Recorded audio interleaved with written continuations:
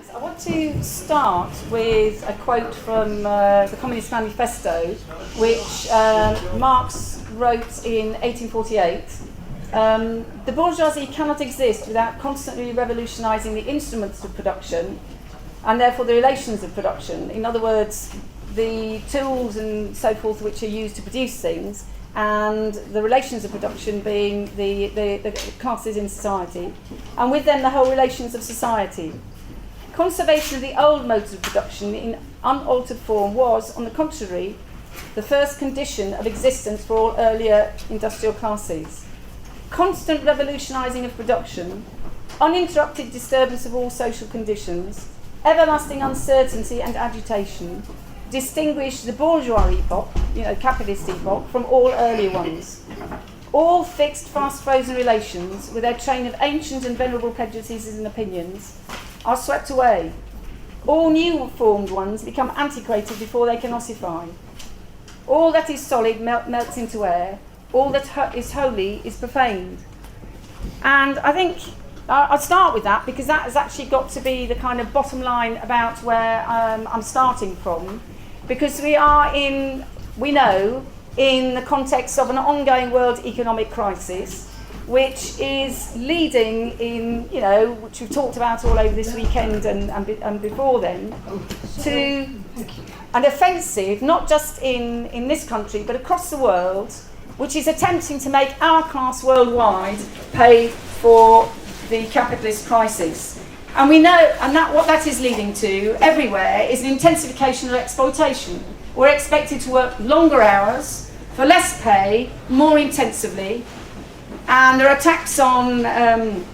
There are also attacks in countries like ours on the social wage. So things that people have taken for granted through the welfare state, whether it is health, whether it's housing, whether it is other forms of social support, children's homes, old people's homes, all sorts of care systems are being systematically attacked, and therefore, in dramatic ways. And therefore, disproportionately, what we're also seeing is the way in which the offensive hits the most vulnerable in society. It's the most vulnerable who are being targeted, whether it's disabled people, whether it's lone parents, whether it's immigrants, and women in particular, because women's role inside the family, inside the privatised reproduction of labour power, are bearing the brunt. Both in this time in terms of the workplace, because of the way the offensive is taking place against the public sector, both in terms as workers and also as a result of the cuts in services. And we are, constantly being pitted against one another, with people being referred to as scroungers, Islamophobia, the feral poor, the feral young, and the feckless poor. There's all sorts of demonisation of different categories inside our class in order to pit it one against the other. But at the same time, as that is taking place, it's also important to remember as our starting point that we are part of the world response to that. And I've just come to Samia Naguib's meeting on Egypt. And if we think about, the struggle, which is completely inspiring in terms of, what's been happening over the last week or two inside Egypt. But if you think of the whole wave of revolutions inside the Middle East, so we think of events in Turkey, in Brazil, then we think in terms of Europe, the response, particularly in Greece, to austerity measures. That is part of what we are part of. And although the rhythm of response to the fight over austerity measures may well be different and developing more slowly, nevertheless that is the context in which we actually have to understand what I'm going to talk about. And in particular what I think is, I remember looking at, if you go back to 2010, and being really struck with the student movement about the extent to which it was being led by young women students. And then I looked at Tahrir Square, and I was really struck by the role of the Coptic Christians, seeing Coptic Christians alongside Muslims inside Tahrir Square, but also I was just struck by the extent to which women were involved in. And when I went to Egypt last year, actually talking to a group of men and women trade unionists who'd actually been building independent unions in Egypt, very much struck by the way in which women were coming to the fore in terms of building the new independent unions. And of course, alongside all of that, not only have we seen women playing a central role in terms of those kinds of struggles. If we think about the slut walks, you know, the response to that outrageous remark about rape in Canada. I went on both the slut walks in London, and again, what struck me, particularly about the first one, was the fact that it was very young, but also that it was mixed, and the sense of unity that there was in terms of fighting back against sexism. And then you think about the huge outwave of protests over the rape in December the 12th. December in 2012 in India. It's quite clear just from the little that I've said that we live in enormously contradictory times in terms of the role of fight back, the role of women within that fight back, but also the question of sexism as well. And I think that contradiction is something that we actually have to grapple with. But there's a number of things that we can start out by saying, and that is that on a worldwide scale, in terms of the working class is a world class which is capable of playing the kind of role that Marx forecast when he was talking about in the Communist Manifesto about the potentiality, when he was generalising from what was happening, you know, in England and Holland, about the potentiality of the working class being the gravedigger of capitalism. We see that today, and we see today that class, our class, is a mixed class in terms of religion, in terms of, you know, men and women being involved in it, in terms of LGBT, at every single level. We are talking about our class being not only the class which is capable of emancipating humanity, but also dealing with the question of oppression, because our class bears the oppression as well. Now, I just wanted to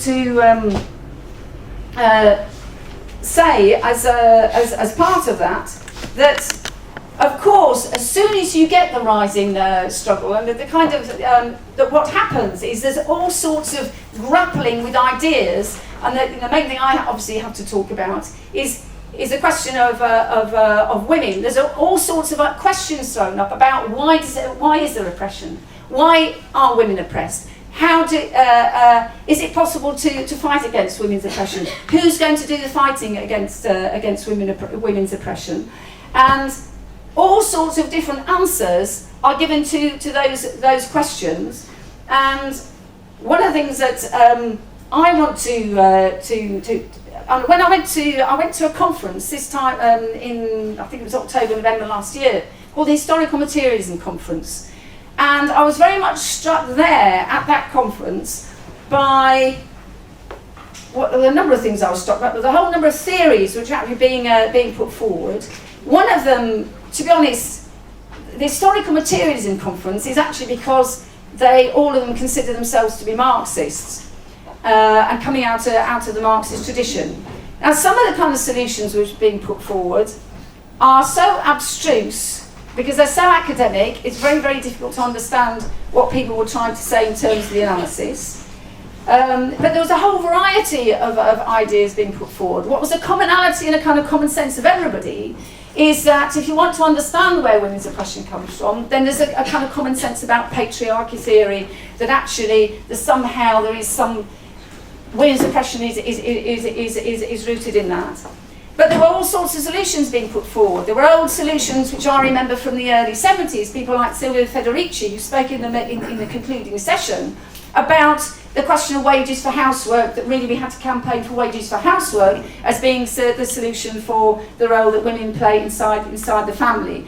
There was a whole discussion about what is called intersectionality, which is a recognition in the feminist movement that the separation of women into being female and black, female and lesbian, female and white, female and single, female with a partner, actually is not very useful because it chops up the struggle. And therefore intersectionality, talking about actually how these oppressions intersect is very, very important as a step forward. It is true it is important as a step forward, but in terms of where we're coming from and the tradition that I want to talk about this afternoon, actually we have to say that those ideas are inadequate, and that actually theories developed out of the tradition of Marx and Engels, just to start with, are much more powerful in terms of explaining the world that we live in, much more powerful in terms of understanding where women's oppression comes from, and in terms of talking about how we emancipate ourselves and how we begin to move towards a society where oppression no longer exists. And so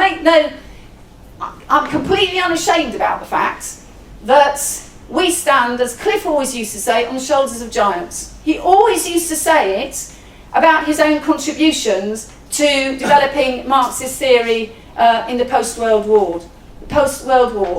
Absolutely orthodox, start from Marx and Engels, build on Lenin and Trotsky, build on Rosa Luxemburg, build on Gramsci, and when it comes to women's question, you're talking about building on, particularly on Engels as well as Marx, on Babel, you're talking about Clara Zetkin, you're talking about Kollontai, and you're talking about Rosa Luxemburg. And just briefly, I wanted to I never forget reading The Problems of Everyday Life, which was written by Trotsky, when he's talking about problems faced by the revolution in relation to the women's question. I don't really have time to read it out, but he goes through in detail the way in which it's much easier to achieve equality inside the class, inside the workplace, inside the unions, than it is in terms of personal relations. Why? Because personal relations lag behind the class consciousness, which is actually collective and moves forward more quickly than to change the individual consciousness inside the household. It's much more difficult to do that, but there's key steps for doing that have to be taken, and part of the key to that is actually how you socialise the household, so that neither man nor woman are still trapped inside the household. And of course you actually have to remember that he was talking in the 20th century, in the 1920s, and not talking in the 21st century, because the family form has moved on from there. But a huge sensitivity when you read his writings to the dynamics of change, and pointing to that question which Lenin talked about, and as well as Trotsky talked about, and actually the women's question will, and I remember Cliff always used to say it as well, the women's question will be the hardest to solve, precisely because it is rooted in the family, in personal relations, and most shapes the most intimate relations that we hold, and it'd be most difficult for us to transform ourselves and so forth. Having said that, I now actually want to say that I also think that the contribution which came out of the women's voice debate, which we had, some of us I recognise faces around the room, which we had 30 odd years ago, was enormously rich in terms of the SWP tradition, in terms of that, if you want to go and read Cliff's book on women's liberation, still stands reading as a superb analysis of the movement. Lindsay German's two books, in their own ways, different ways, are excellent books to read in terms of understanding women's oppression and how to fight it. Chris Harman's articles in the journal likewise. I wrote one or two myself which I think are quite useful. I think Judith Orr's book and also her article on Marxism and oppression are excellent, and Hanny Dee's book on gay oppression, all part and parcel of our tradition, which we have developed over the last number of years. And the reason I say that is because we have a method. We don't start from nowhere, we actually start from class. We start from an understanding of the way in which production is organised in society, gives rise to particular forms of society, and in that is rooted the question of all oppressions. And of course the reason that is important, because you have to be able to account for, has women's oppression always existed, or is it a consequence of social and historical development?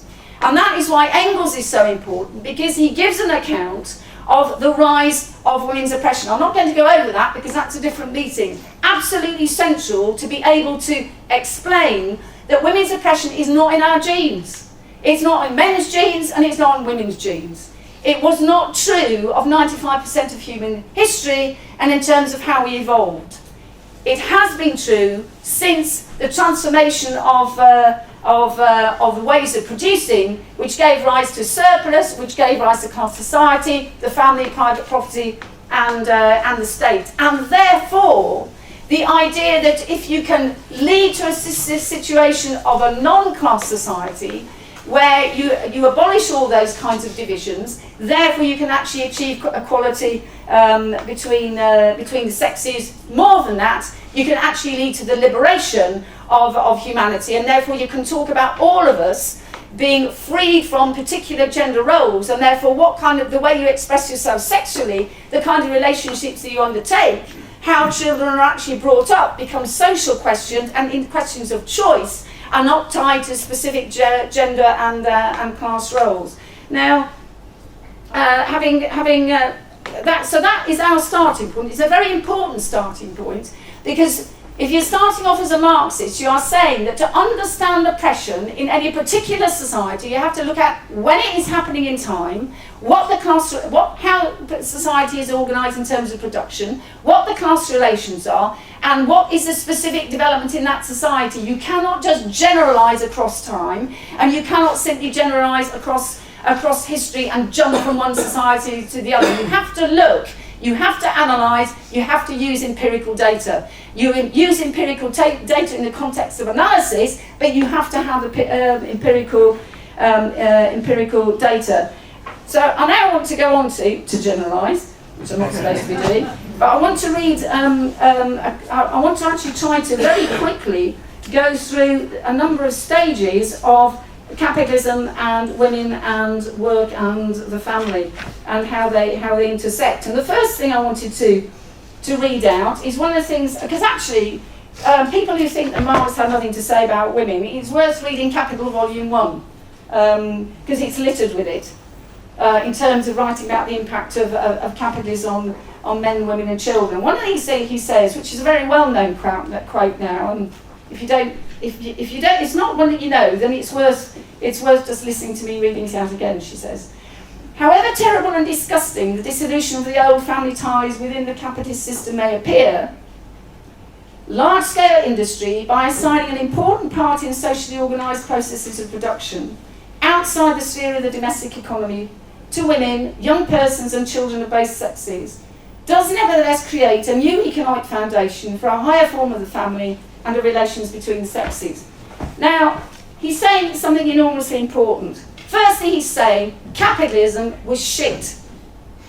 It actually lays the foundations for the transformation of social order, but actually what it did to men and women and children, have no illusions. Go and read Engels' Condition of the Working Class and other writers of the period. What it did to real men and women in terms of the poverty, the dirt, the kind of food people had to eat, the hours they had to live, women, being pregnant and having babies in the factories, having to take their babies into work and actually having to breastfeed next to the machines that they were working on. Actually, all of that was foul and disgusting. At the same time, however, Marx is also saying, because it put people on an equal plane, men, women and children, inside the factories at the time, it equalised them. It actually made them, in their class, equal in relation to the employer.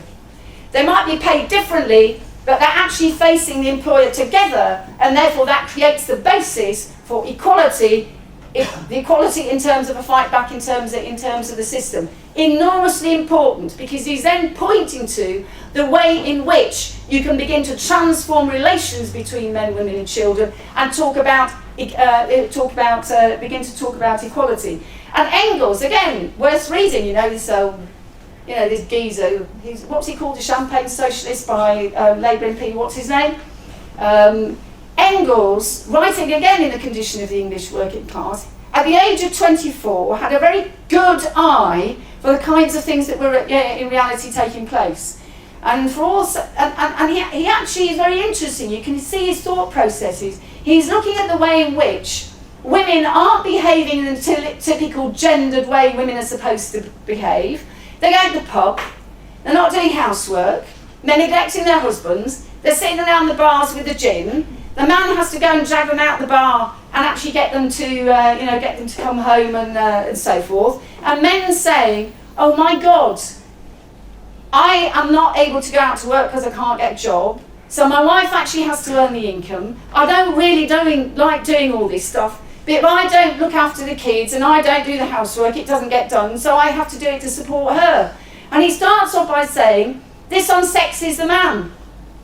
And then he says, well, if it unsexes the man, it unsexes the woman.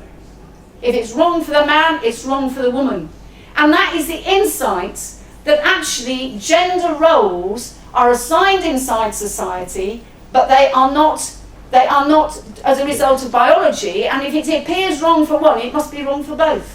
And you actually have to think of a different kind of way of being.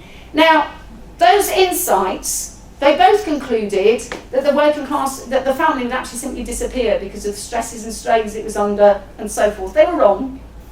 It came together again from above and below. And it's important we understand from above and below, because the above is clear. The bourgeoisie had to have a means of ensuring we reproduce. We have to eat, we have to wash, we actually have to sleep, we have to be able to have children. Because lots of people do want to have children, socialists need to be able to say these things. Lots of people do want to have children. And children actually have to have a way of being brought up and looked after and loved.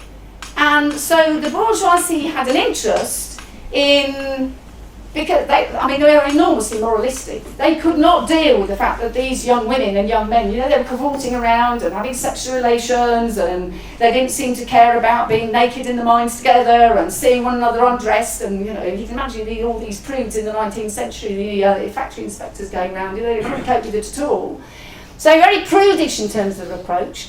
But legislation brought in to limit night working for women, to limit the working day, to limit children going into the factories and so forth, did have an impact in terms of reducing women's central role in socialised workplaces like the factories. In the process also of the expansion of capitalism, other industries came to dominate and to be more important, which were more clearly dominated by male labour. But from below, it is also clear that for working class people themselves at the time, if a man's wage could sustain the bringing up of children, so children didn't have to go into work and the woman didn't have to go into work, you were better off when you could have a decent home life than if everybody in the family had to go out and be exploited. And so there was it improved the conditions and the standard of living for everybody. And so there's a coming against of the two, not as a consequence of any kind of patriarchy theory, but as a consequence of how the ruling class saw its interests.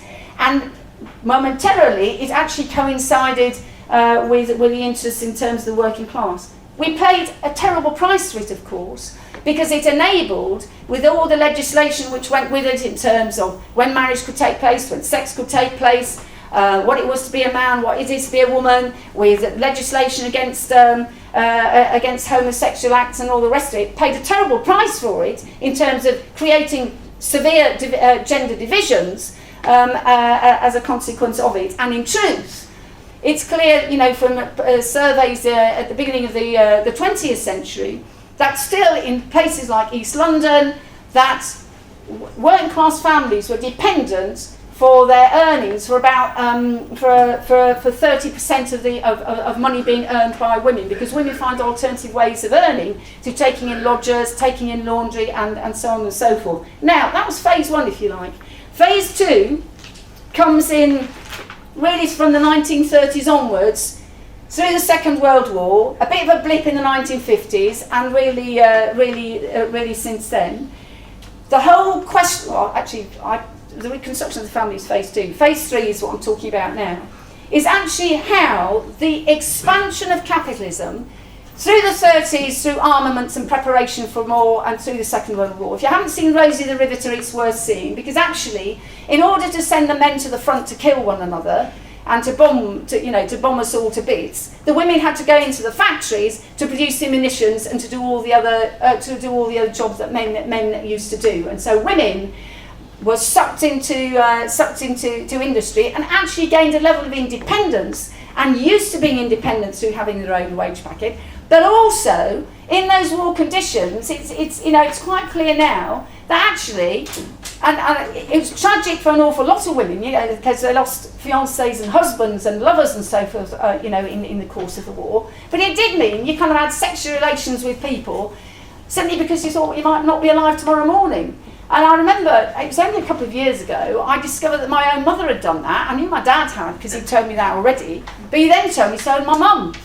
And I was gobsmacked, because if anybody had known my mum, you wouldn't have thought that she'd have done anything like that. Because, she was of her generation. It was because of the war, and this did happen. This was a much more widespread phenomenon, that people took advantage of a level of independence, their normal partners not being around, to actually develop relationships they wouldn't otherwise have done. And that began to loosen, the notion of family ties. In the 50s, after the Second World War, it took a step back. The whole wave, it was true of anti-communism, the whole bashing of communism, the bashing of the left, which was happening in the 1950s, pushed the thing back and tried to reassert the centrality of the family. But actually, the countervailing tendency, which actually drives what happens inside society, the bottom of society, the transformation in the forces of production, the relations of production, were at work. The mole of history was at work.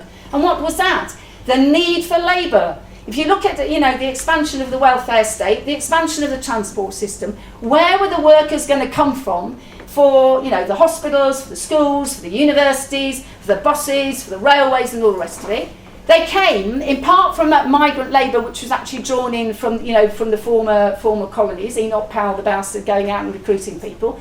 It also partly came from married women being encouraged to work inside the workplaces, and therefore what you begin to see systematically is an increase, and you get what you have today, where 50% or over of people in the workforce are actually female. Women today are now a central part of the workforce in the way that it was not true 50 years ago. Now that underpinned a whole series of other changes, which then exploded in, if you haven't read The Fire Last Time by Chris Harman, 1968, all the factors that went into that eruption in 68. Part of it is in this country, and I'm only talking about this country, not the United States, part of it is that transformation of women's role inside the working class, of it leading to breaking out in the late 60s of women workers beginning to fight for equal pay, begin to fight against discrimination with key struggles. It also meant with the creation of a mass student, movement, about a mass student population, because of the needs of capitalism needing a highly skilled workforce and therefore needing to mass educate a much bigger layer of male and female students. It led to a student revolt, which, through inspirations through civil rights movements, through the Vietnam campaigns of the Vietnam War, through campaigns on campuses. There were, local campaigns on campuses, and there was a opening up inside the 60s, which was fed by arguments about the end to censorship, the right to have open sexuality, the right to contraception, the arguments for abortion, and the end to backstreet abortion and so forth. All of that fed into a mix of the notion of women having control over their own bodies and women actually becoming much more independent. And it also fed through with with Stonewall and the eruption of the gay liberation movement. And so we began to get the transformation in attitudes to women, attitudes to sexuality, with economic questions at the heart of it over equal pay and into sex discrimination and so forth. However, what we also see, it's actually shifting all through this period of the last 50 years, that women's role in work is shaped because at the centre of it is the reproduction of labour power through the family. That has continued all of the way through, that actually the state is not going to take responsibility for bringing up children, feeding, clothing, looking after them and so forth. That is to be borne by private individuals, traditionally by man and woman together. But as women have gained this kind of independence and divorce becoming possible, if you were trapped in a marriage, you could get out of it. You could then remarry or hitch up with somebody else. Increasingly women deciding and men deciding to have children without bothering to get married, maybe getting married later. Then the whole question of same-sex couples being able to have children and bring up children. So the whole thing leading to an opening up of the kinds of relationships which people could live.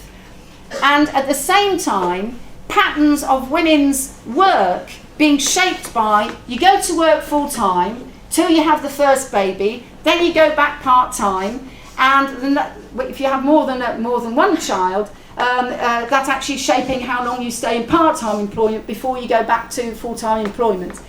And what shapes this country, women in this country in particular, is that because of the absence of state-provided child provision, that actually the cost of childcare, which is prohibitive and shapes whether people can go back to work full-time.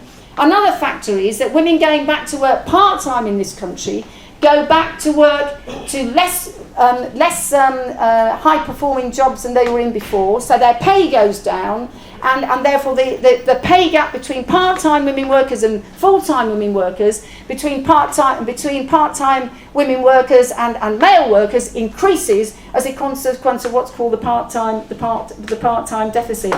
Now, so that there's a whole series of consequences to what is happening to women in work as a result of the fact that they bear the brunt of the family and bringing up the children. But at the same time, don't think that somehow benefits men inside the family, because if the women have to take the main responsibility in the family for the cooking and the cleaning and looking after children when there are children, single men and women do it for themselves. And single men and women who are in a partnership, men and women who are in a partnership share it much more equally. The real inequality kicks in when children come along. What also happens is, because the male wage becomes even more important because a woman's earnings is affected by having the children, the man tends to work longer hours, and in order to get a better job, has to travel further. So that the cost to men who are actually in a partnership bringing up children is longer working hours and having to work further away from home. So the whole privatised reproduction of labour power through the family is a burden which is actually carried, if unequally, by both working class men and women. And of course, for single parents, the overwhelming majority of women, quite frankly, I do not know. I take my hat off to all the single parent mothers and the few single parent fathers. I just do not know how they manage.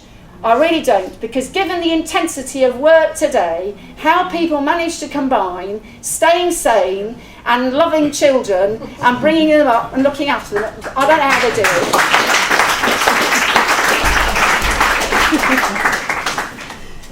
it. But in the last few minutes, what I want to talk about is the way in which an awful lot of those gains, which are still there despite the austerity offensive, which is leading to women losing jobs more rapidly than men, it's because it's the attack on the public sector. It's not because they're women. And one of the other things I should have said, that the jobs that women do are not an extension of their role in the family. Working in a McDonald's is not the same as cooking a meal for pleasure for somebody else. You're on the production line if you're in the equivalent of a McDonald's outlet.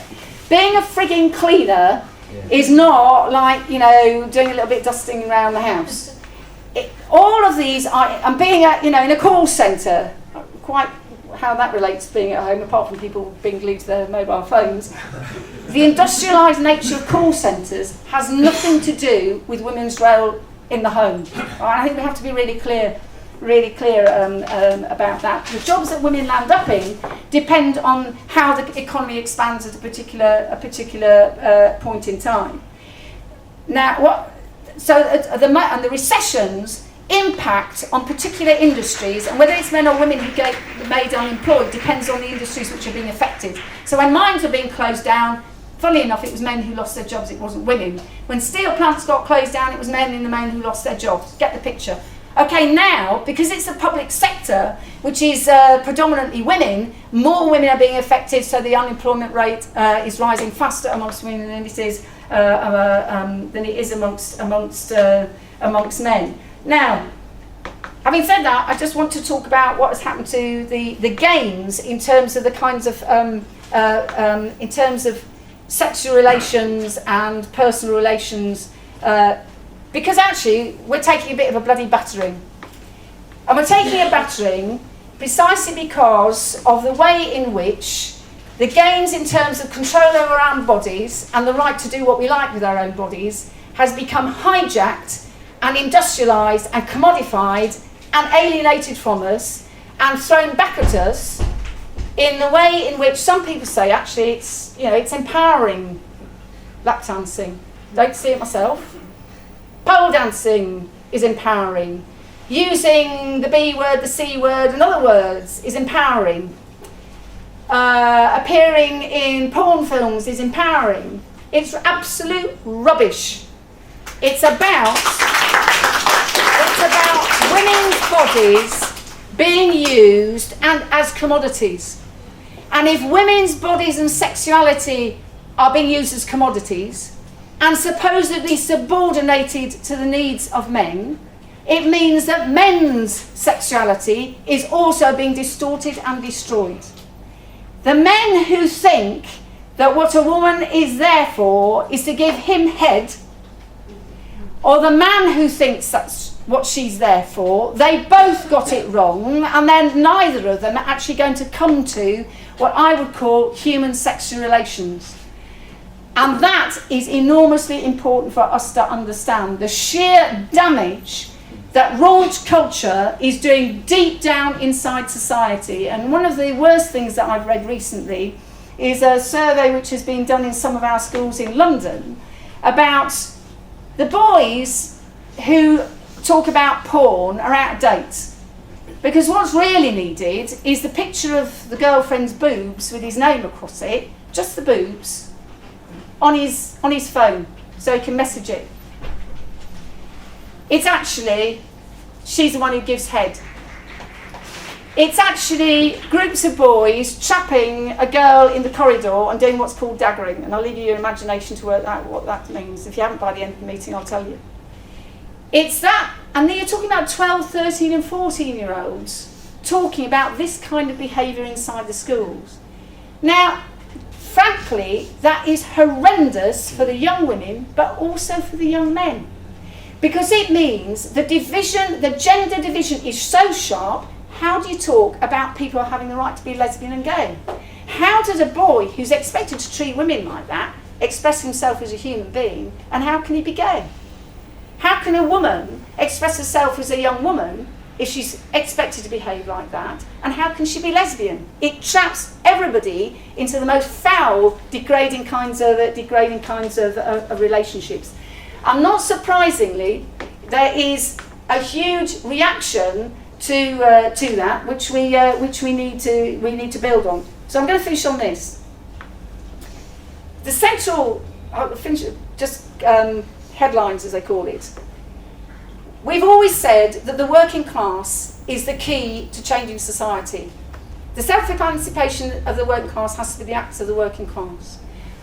Working class women workers, are central to the development of class struggle. We were back in 1888 with the match women workers, which triggered the dock strike way back over 100 years ago. We are today. Therefore, we have the potential power through the collective organisation to debate and to argue with people round about us that successful struggle depends on us uniting. And if we're going to unite, we have to take care of everybody. We have to deal with everybody's interests. You can't have racism, you can't have sexism, you can't be using the B word, the C word, or any racist words. You can't be Islamophobic if you are going to successfully fight, whether it's over pay, whether it's over pensions, whether it's over unionising your call centre. You cannot do any of these things unless you begin to chuck the crap of the prejudices out of your head. And the two beautiful things that I always thought about the theory of Marxism is this. He asked the question, Marx, who educates the educator? How do we arrive at a different set of ideas? And he answered, it comes from the collective struggle. We learn from one another by struggling together and fighting one another about the right way to do things. And the third thing is, the only way we can take the struggle forward is by being collective and democratic and taking decisions together about actually how we want to fight together. And actually, if we do that and we build revolutionary organisation, then we can begin to see how, as in places like Egypt, you can begin to change from below the kind of society that you're in. I mean, for them to get rid of an elected, wouldn't we just love to be able to overturn the current government by marching into Trafalgar Square and saying we're not going to move and doing that all over the country? And we got rid of them that way. That is the potential power that we have, and that is actually the route towards overcoming oppression and exploitation. Yeah, I just want to say something about something Sheila didn't talk about, which is actually the transformation of workers in other countries, women, the role of women in countries like Greece, which I know quite a lot about.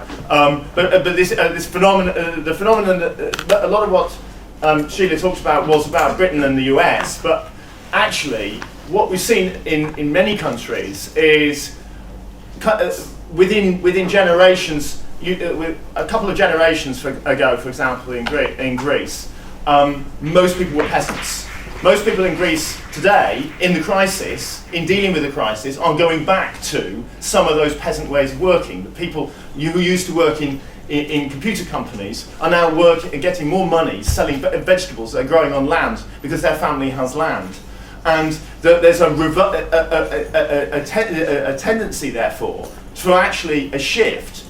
I would argue, obviously on a capitalist basis, on a temporary basis, but it's important to see it as no utopia, back to a kind of peasant type of production, where the family is a productive unit. So, and I think I just want to say something about that, because I think it's important when we're dealing with the question, particularly internationally, around religious organisations, because religious organisations were many of the ways in which ideas about the family were transmitted down into and to discipline the family in peasant society. It had a great hold over people, to the extent that, for example, if a woman in Greece or in Turkey loses her husband, she has to wear black for the rest of her life. This was the expectation. That family, that there was a level of interpersonal spying, looking after each other, but interpersonal spying within the community, that your business was everybody else's business. These are the results of small communities where land-based production, where the family was a productive unit. If you think about what it means when you go into the workplace and those people become the next generation of workers, how that disrupts those kinds of relationships. So that the family ceases to be a productive unit, and therefore the freedom of people within it to leave that productive unit, leave that part of the country, to travel, to get educated, to go go abroad and so on.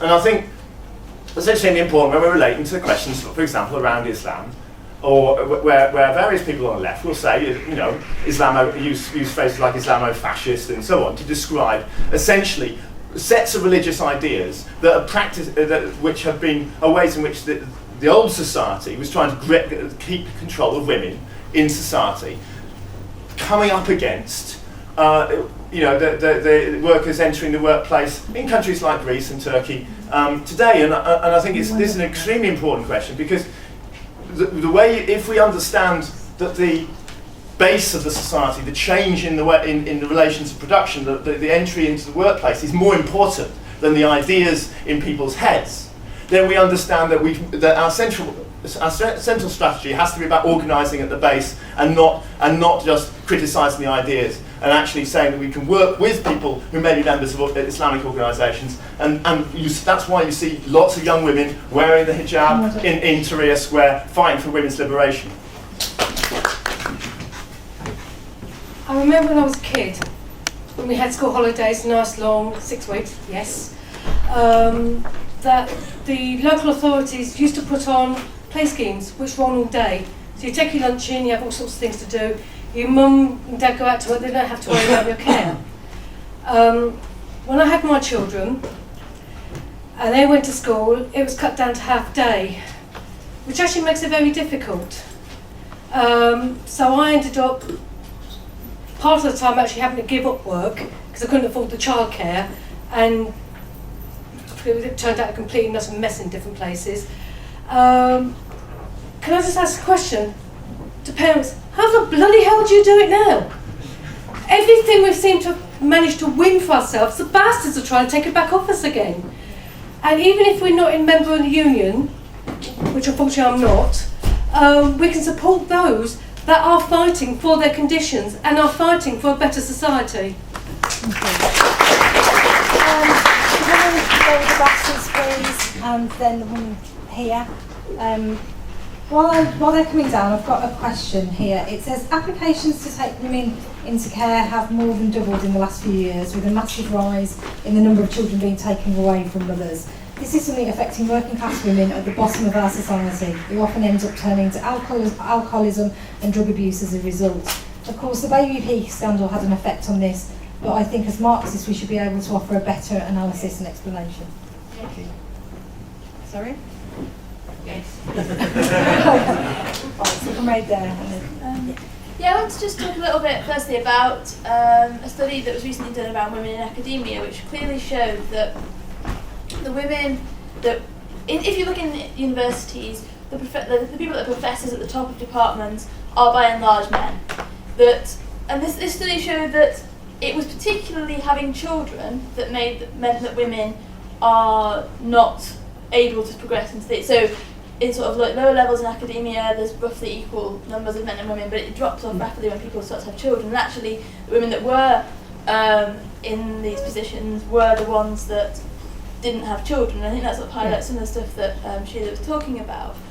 But I don't know, I think that it's an interesting thing in that, where I'm a PhD student in my department, in the last sort of year or two, about 6 or 7 people have had children, but they've all come back to work within sort of 3 months. That there's this pressure that you've got to come back to work straight away, and I think that we're not necessarily seeing it, particularly where I work, but it may, obviously that's just one example, but people are coming back to work straight away, they're not taking time off to have children.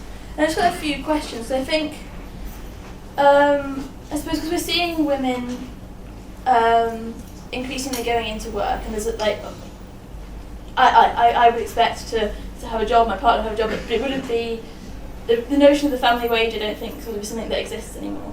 And so how does this affect how we sort of see men and women in work and in the family? Because I think clearly there's still the expectation that women will do the majority of the work, the housework, the majority of childcare, but they're also supposed to do the equal amounts of work. And then I suppose for women without children, clearly experience oppression, but that manifests in not necessarily the ways of looking after children. And I suppose the question is, I think particularly with raunch culture, some of the examples that you highlighted, I think are clearly examples of that. I suppose how do we both highlight the very real questions of the role of the family in women's oppression, but also not sort of make it sort of seem like something separate to the experiences that many women have of the sort of the real sexism and oppression that they experience even without having children.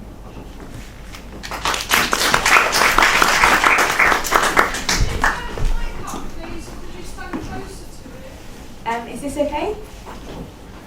Yeah. Okay. I just wanted to ask some questions as well, especially on my campus. What we're seeing is a lot of young militant women starting to ask questions around wages for housework, and I kind of wanted to know what kind of arguments can we arm ourselves as socialists, because I know those kind of theories are actually completely inadequate, that the solution isn't just paying the woman to stay at the home, is that she needs to go out into the streets.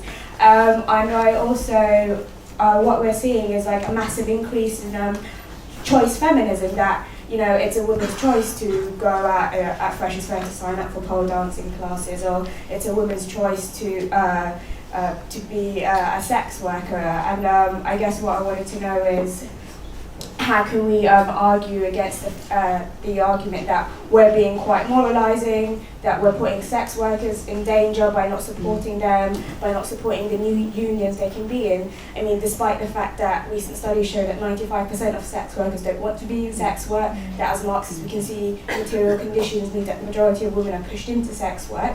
But I guess I wanted to know what kind of ideological arguments we can arm ourselves as socialists.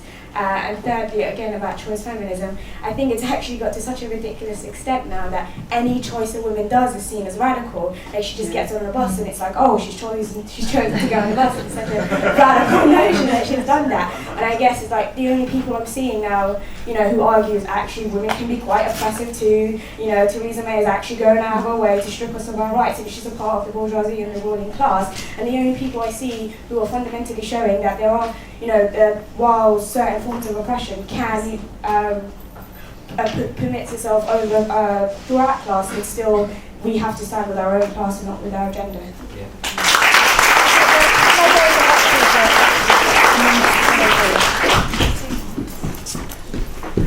Okay, there is some debate that these days about Marxism. Sorry. Is this okay? Yeah. So there is some debate these days about the force of different sorts of theories and approaches to the question of women's oppression. And some people would suggest that actually Marxism is not enough, and we need a bit more of feminism to really start tackling the question of women's oppression. I strongly disagree with this vision, because eventually, if you say that, I think the tendency will be very great to start or lapse into basically moralizing campaigns. You as men are very bad, you as women are the victim, you must be good, and so you have a right to whatever, organize separately, etc., and so on. Whatever you can say, which I defend the right of separate organization, but you have to understand that when Marx said that capital makes everything subject to the production for profit, he meant literally everything. They invented slavery and the whole racial ideology for profit and not just for the fun of oppressing people. This is the same with women's oppression. You have to see that feminism points to the wheels of the car, socialists point to the engine. Removing the wheel is not enough. Well, sexism is not restricted to, because the argument is, you as Marxist, you're mechanical, you tell us to wait after the revolution, really not to do anything about women's oppression, and so on and so forth. It's bullshit. We see that exactly at the point where oppression and exploitation are intertwined, we are the most effective fighters of sexism, against sexism. There was a relatively minor incident in terms of the numbers of people involved. Leadism is not restricted to Tories going to strip clubs and declaring their expenses to the party. Sexism is in our union. We had in Holland a number of babes going to the port as a sort of a funny action to make propaganda that in the port in the summer you should be able to work, well, with your top naked. You know, this sort of issue, this is being done by the same union not managing to deliver for female health workers a decent working conditions and pay. We have to address this issue because it's directly divisive from our side of the class of the class lines, and it's damaging the workers of men and women at the very, very same time. This is the issue a socialist should raise. We have the answers to the questions, and basically I think many feminists, because of their theory, don't. The fight for us against sexism is a permanent one, and it is now. You next, and then the woman with the dark hair and the glasses, yeah. Okay, I actually want to start with something that the comrade just mentioned, which is the question of interpretations of Marxism, because I do think that a lot of the criticisms that feminists make of Marxism and why they say that Marxism can't really explain women's oppression is because they have a very one-sided and mechanical view of Marxism, and that's where they start from, and quite often comes from their experience of Stalinist organisations and things like that. This is true if you look at what Federici writes. You know, her attack on Marxism is an attack on a very, very one-sided version of Marxism that says that Marxism doesn't say anything about oppression. And I think we come back to the question of family.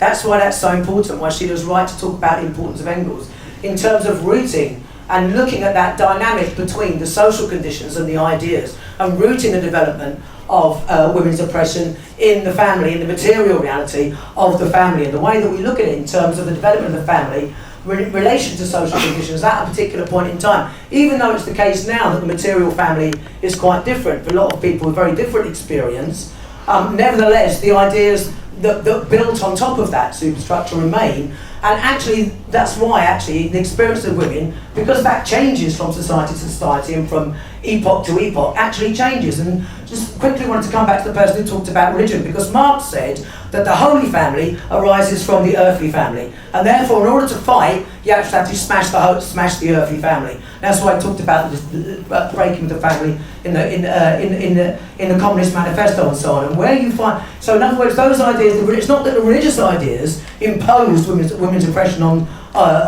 inside the family. It was the reality of the family in those societies where the religion originally arose that actually shaped the religion and shaped the ideas of those religious societies. So you find in the more rural areas where those where those ideas took hold, where it's stronger in Southern Ireland and so on, and actually even within Islamic countries you see a big difference in those countries where women have come into the workplace, where they're more industrialised, and therefore the position and the experience of women is different. And I think it's that whole idea of seeing a dialectical interaction between the social base and the economic base of society and the ideological superstructure, which is essential to Marxism, and seeing Marxism in that kind of dialectical materialist way, whereas actually lapsing the other way, if you just look at Marxism as being mechanical materialist, you then flip over to the ideas. And this intersectionality stuff is really about ideas, isn't it? That's the problem. It starts with ideas and how the ideas interplay amongst each other and all the different oppressions. It doesn't see the material reality of class at the heart of oppression and the relationship between class and oppression.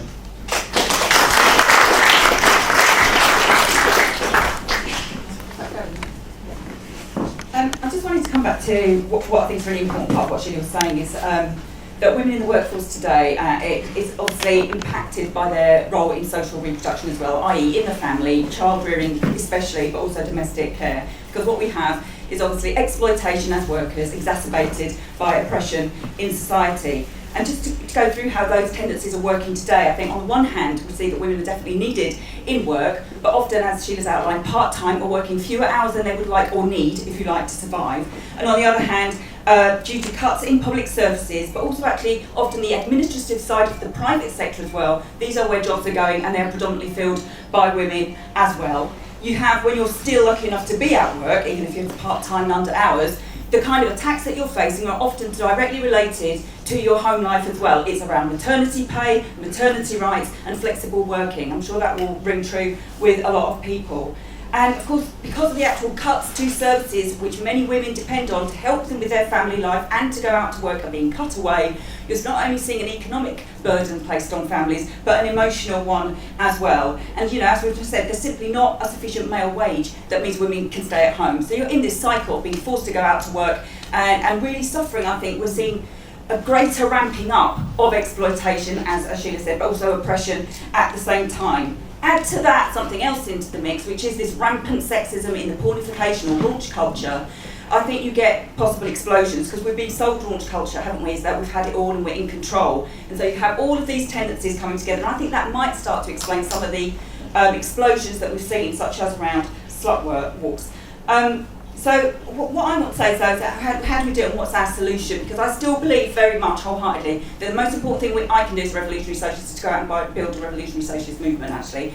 And the point about the origins and Engels is exceptionally important. But I do think we also have to remember that being able to explain the roots of oppression is not saying that we necessarily can explain oppression and how it's experienced today. I think that is not one and the same thing, but one is very important, because Engels actually points to a point that we can have a future free of oppression, that it's not always been the case, and there's a possibility of it not existing in the future. But I think it does raise questions about how do we relate to other people, because we do not have a monopoly on this. There are women's movements, there's feminist societies. How do we interact with them? And also, do we have a strategy? Do we start talking about what we should be demanding in future socialist societies, such as socialised childcare, etc., to relate to it, to move it forward? Thank you.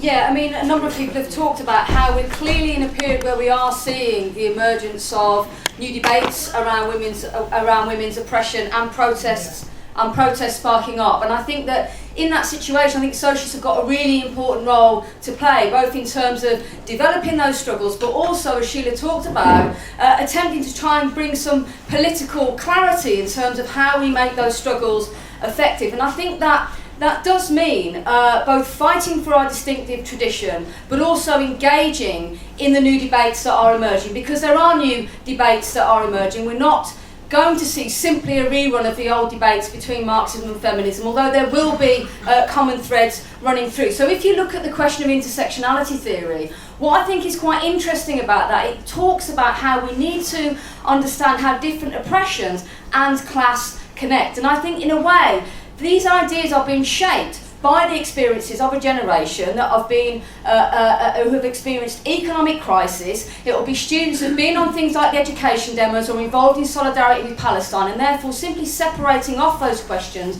doesn't make any sense. I think where we have something distinctive and important to bring is that we don't see class simply as another category like oppression, but actually as a social relationship that's rooted in exploitation, and that for us it's exploitation that is the engine of the system and is the engine of oppression. And that's why, despite the huge advances of women into the workforce, capital still requires women to perform those roles in the home in terms of reproduction of labour. But it's also class in another sense, in terms of the collective agency where we have the power at the root of production to challenge the system as a whole, to build a united struggle against exploitation and oppression. So you think about in Britain, where the link between the women's movement and the working class movement was strongest, you saw, the demands around 24-hour nursery care, equal pay, bringing those issues together. And that's why I think in terms of wages for housework, the problem with that is, A, it does nothing to challenge the gender division that exists in society where women carry the primary burden, but also it relates to women where they're weakest, where they're isolated as individuals, as opposed to where they're strongest as a collective in the workplace. And just finally, in terms of therefore taking on the arguments on campus and so on, and the kind of choice feminism has grown in the context of neoliberalism, of a kind of rampant individualist ideology, but also in a period where our class has been on the retreat, where we haven't seen collective struggles. So partly how we take that on is by saying this is not just about the individual choices that students make on campus, it's about the impact that it has on all of us on our universities, in the context of inequality in pay in universities, in the context of really serious levels of harassment, of the kind of lad banter and so on. It's in the process of responding collectively that you begin to effectively undermine that this simply is about individual choice, actually part of a wider process of oppression and sexism that we have to take on as a collective. Yeah, because I think people hear me, that Sheila described really the massive changes that have taken place in actually capitalism, work and the family, in all those things, in just a few generations. When I think about my grandma, her choice was really to leave school, go in domestic service or have children. My mother felt it was teaching or nursing or have children. I don't think it's the same for your women growing up today. Don't think you're only constrained by certain avenues only open to women. You're constrained by other things actually, but not necessarily that these are the only avenues open to women. So women's lives have been transformed, but we know women's oppression exists, and actually what we're talking about is that the family has remained with us. And although the family has adapted really, hasn't it? It's capable of adapting, gay marriage being brought in, different forms of the family, but at heart it's still there because of how crucial it is in capitalist society to ensure that the brunt, not just of bringing up the children, that's absolutely right, but all the brunt of making sure people can go to work the next day, healthy, able to go and work, is taken on privately in the family, not by the state as a whole. And this is absolutely the case. It's structured into society. Just think, actually, if you're have children, if you're a man, you don't get any pay. Paternity leave is 2 weeks, it's not even paid. It's structured into society, how benefits are, and all those things. And Cameron is very clear about this when he wants to make the cuts. Let's thrust it back onto the family. He even said it, the best welfare state, it's called the family. We thrust it back onto it. But even if you don't live in that family, actually it's ideologically constantly shored up to some... Oh, really? Okay. It's shored up constantly ideologically. I mean, even just yesterday, in the Metro front page, all the stuff about the wedding and the royal baby being born, the front page was, mums do what mums do best, give advice about being a mum, really. And it's this whole idea that even if you are not doing that, this is about how women's roles are seen. So even though the opportunities are there and things are transformed, that is also your role. And so what you have a situation of for many women, I think, is rather than the have it all, that they try and tell us that we've got it all now, you're expected to do it all. You're expected to be, yes, you have the career, but also got to bring up the kids, then you've still got to look great, throw in all the raunch culture stuff and all that brings with it as well. And the problem with it is that when you experience that in the family, you experience it as an individual, trying to juggle all these things. And that's the difference when we say it's a massive gain that women have gone into the workplace, actually where you're surrounded by many other people who, men and women, have an objective interest in coming together collectively where you feel stronger to try and solve these things against those at the top that actually benefit from you trying to solve them all as an individual. And that's the real difference, because then it's about what do you do about it? How do we further the things that bring about collectivity, that objective interest that men and women, working class people in this country have to change things? I think we have to look ahead. We have to think in the autumn there will be a massive demo at the Tory Party conference over the NHS. This is something, when you think about the women workers in the NHS, the people that use it, can bring together massive groups of people. Teachers going on strike. A majority of people were women when they went on strike in 2011. We have to think about those things, how we further that struggle that brings people together, that doesn't mean you try and solve the contradiction through your own individual action, but through collectivity as a class, that not only brings about changes now to those things and help beats the Tories and beats back their cuts that are trying to make us take the brunt of, but also puts on the basis of different transformation of society as well. Right, I wanted to, I don't want to spend too long, so I want to start with the question of the totalising impact of women, which is partly Amy's question about if the real obvious signs of oppression in terms of whether you work full-time, part-time, how much housework and childcare you do really kicks in when you have children. How is it that all women are oppressed inside society?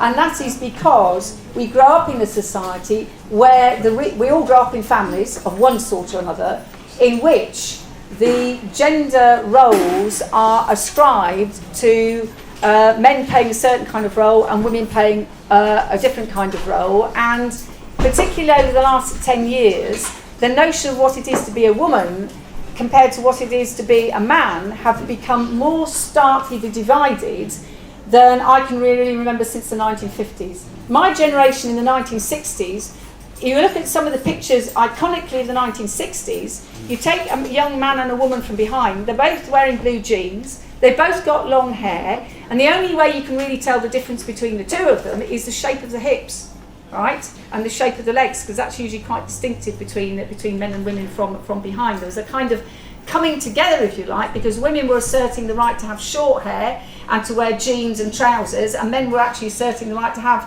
long hair, and it was part and parcel of a breaking down, a coming together.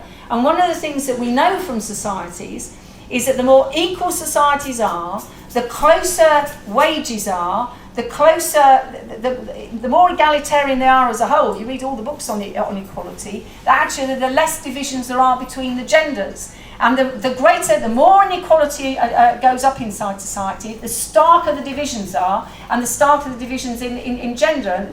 And this is particular, when I look at the way in which girls have to be in pink and boys have to be in blue, the kind of toys girls are expected to play with, the kind of toys boys are expected to play with. I thought, I rejected all of that when I was little, right? And where we are, that kind of thing is the rollback of, it started with the attacks on political correctness, right? Going back into the 80s, and the attacks on political correctness were part and parcel of an offensive against the gains that we had actually made, which allowed the emergence of what we could now call raunch culture, which is actually deepening the divisions between men and women inside society, at the same time as being able to accommodate a whole number of different kinds of family forms, gay and lesbian sexuality, and so on and so forth. And therefore we all grow up with these notions of what it is to be a man and a woman, and particularly in relation to sexuality, it has been, there's no question it has been hijacked. And just the other week I had an argument with a Year 9 class with a couple of girls who used the B word with one another, and we ended up using the whole lesson talking about the kind of language you used.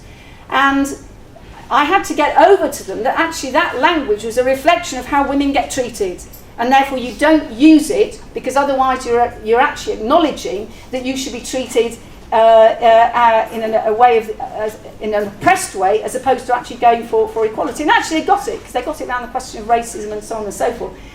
A couple of days later, a kid I didn't know came up to me and said, "Miss, I hear you're a feminist," right?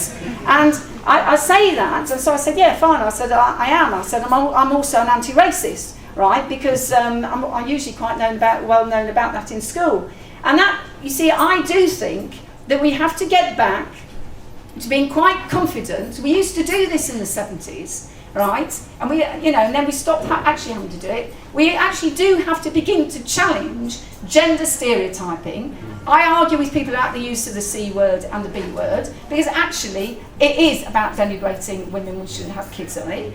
And when it comes to the question of the choices that Anne was actually raising, people simply saying it is a choice, then we actually have to go into a debate with people to the extent to which we can, that it is not, you are entering into the commodification of your body as a woman, the objectification of women, because it is on the terms of your body serving men's sexual needs. If you think it is about choice to do that, do you really want to be an object for a man? Why is it the men don't do the pole dancing and the lap dancing and all the rest of it? Why is it that women are doing it?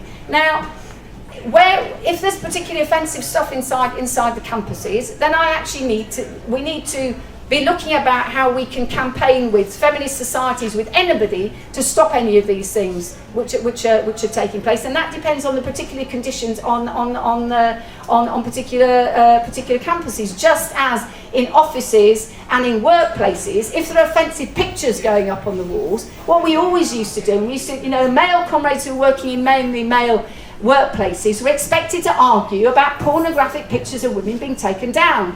That the page 3 of the Sun should be taken down. Actually, we do have argument. We always used to have arguments about all of these things, and men and women inside the organisation were always expected to carry these arguments as a way into arguing about equality for women. And maybe we need to think about actually how we go back to those sorts of things.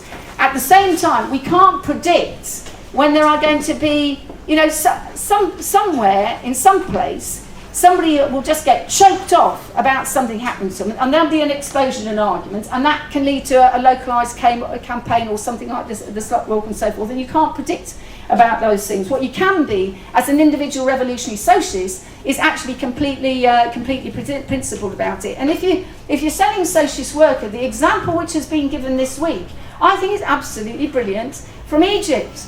And Samuel was actually talking about it, because the counter-revolution in Egypt is using sexism against women, grappling women inside Tahrir Square and other squares, going up to, grabbing a woman out, doing her over, trying to rape her, all that kind of thing. That what they have set up is mixed groups with t-shirts, so they're actually identified, who will go in and circle the woman and take her back out again.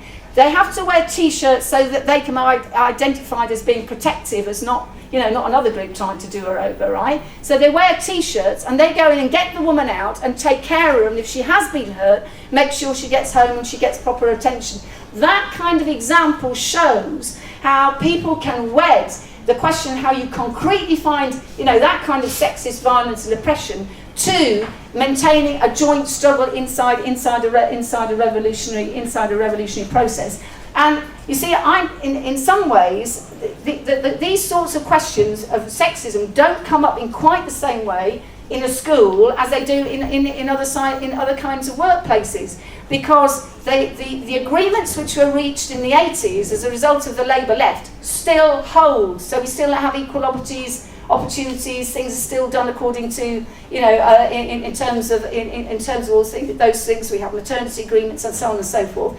But one of the young men in one of the year team meetings actually described a woman as being that good looking when I said, I beg your pardon. Right, it led to an argument inside, is that an appropriate way to refer to a colleague? And therefore, actually, wherever you are, you actually have to be going in for those sorts of challenges. Now, so I hope that answers wages for housework. To build on what Hannah was saying, truth is that wages for housework just locks people into being in the household. We actually want to spring the household because ultimately we want the collectivisation of reproduction. We don't want the privatisation of reproduction. We want to take the burden of reproduction off the shoulders of men and women. And therefore for us, the social role in production, whether it's a call centre, whether it's a McDonald's, wherever it happens to be, the potential for collectively organising and fighting back is enormously important for us, for both challenging sexism and for challenging the power in terms of, Rosa Luxemburg said, where the chains are forged, there they have to be broken. It's absolutely crucial. Is absolutely crucial for us, and therefore we should say no to wages for housework. Actually, what the work which is done in the home is not production of surplus value, it's production of use value. When you make a meal for somebody, you're not producing surplus value. You're only producing surplus value if you actually make the meals and sell them. But if you're actually doing things inside the household, making the bed or cooking a meal or washing somebody's hair or wiping the bum or whatever you're doing, any of these things that go in as part of your role, actually that is all use value. It's not surplus value. For those of you who are interested in the question of the more technical side of the argument around wages for housework. Right, now what was the next thing I wanted to, and if you want to carry on the discussion further, we can go into it afterwards. Now, what was just a couple of other things. Now, in terms of moving forward, you see, the movements in the 1960s threw up the kinds of demands that actually fitted at the time in terms of end to sex discrimination, equal pay, etc., etc., etc.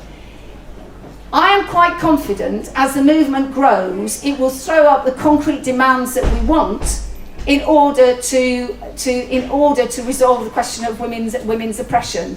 In general terms, we can say that in a future society, we would, collectivise all the restaurants, and then, we could actually all go out and eat together and not have to worry about having to go home and cook with our own little private cookers. Laundries, it'd be quite easy to collectivise the laundry so you didn't have to bung it in your own rusty washing machine that needs to be replaced, and to have decent laundries. You can begin to think about, and actually, if you get rid of an awful lot of that sort of drudgery, then the amount of light housework that you might have to do in a household is not huge, unless you never do it at all. I mean, the dust piles up and it all gets a bit dirty and so forth. But that's anyway. As a kind of transition, you can think about doing those sorts of things in a transitional way to how people then decide, do they want to live in bigger groups together? Do 20 or 30 people want to do it together? How are you going to organise the childcare? Do you want it on the estates? Do you want to attach it to the workplaces? Those are things which will be debated about and experimented about as we move into a situation where we can begin to solve the problems. Final thing I want to say is that you can't predict what will make people fight. You can't do it. We don't, very often, because people very often think that because women are oppressed, people will fight over things affecting the oppression. It's not as mechanical as that. We've seen how women today are involved in economic struggles over pensions, will be over pay with the teachers' strikes, over the NHS, over defending the NHS, over sexism when it comes to the slut walks. We cannot necessarily predict over the bedroom tax. Men and women actually play a huge role in fighting back over the bedroom tax. We can't necessarily predict exactly what will make people fight. What is absolutely central for us is that as we engage in all of these struggles, as we seek to unite with the maximum number of people to make those struggles effective and to win them, that we are also engaged in a principled debate and discussion about the need for revolution to solve all of the problems, and actually the essentiality of a revolutionary to achieving that. And I do actually think that therefore means, because our theoretical ideals are so important, then everybody here should go to things like Historical Materialism, the conference, and engage in the debates with other people about these sorts of things. As well as Amy has already said, we have to build the 29th, we have to build the teachers' strikes, we actually have to build the resistance over the bedroom tax, and we have to build solidarity with all the movements across the world. And the greatest solidarity we can deliver for the Egyptians is by building those struggles and building a solid Socialist Workers' Party in the process. So if people aren't in the Socialist Workers' Party, I'd like you to join.